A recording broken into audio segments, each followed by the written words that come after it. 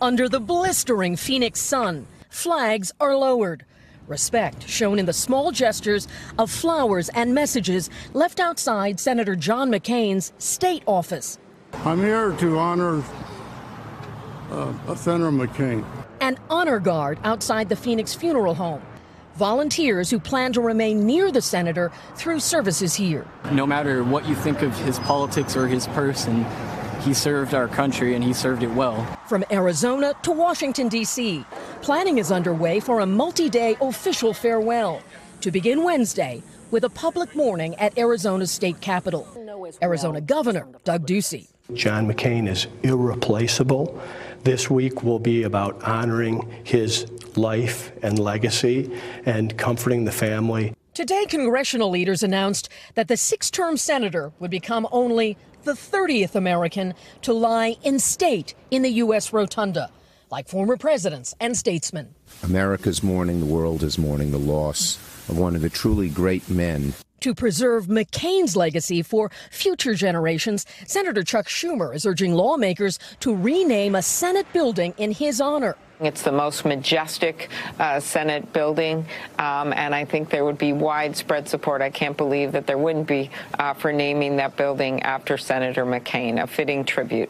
Ever the warrior, his commitment to troops around the world and veterans here at home inspired gratitude. No one had the backs of America's new greatest generation, those who fought the wars of the post-9/11 period, more than he did. Loyalty was the backbone of his friendships in politics. His legacy is really one of civility and dignity and honor. It's tough. I'm going to miss him. Defeats, however painful, did not diminish McCain's stature.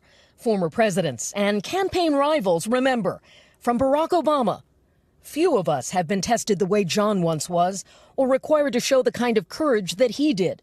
But all of us can aspire to the courage to put the greater good above our own. And George W. Bush. Some lives are so vivid, it is difficult to imagine them ended. Some voices are so vibrant, it is hard to think of them stilled. Senator McCain did some of the planning for his own upcoming memorial, including his request that former Presidents Bush and Obama be among those to deliver eulogies. Savannah? And Kelly, I know you covered Senator McCain for years. You must have a lot of memories tonight. So many. There were so many times when he would say, a fight not joined is a fight not enjoyed. He so relished the chance to spar with colleagues and reporters, and we would pepper him and he would dish it right back.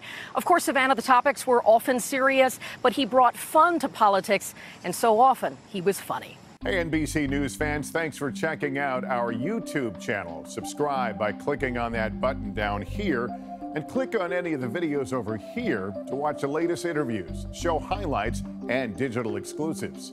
Thanks for watching.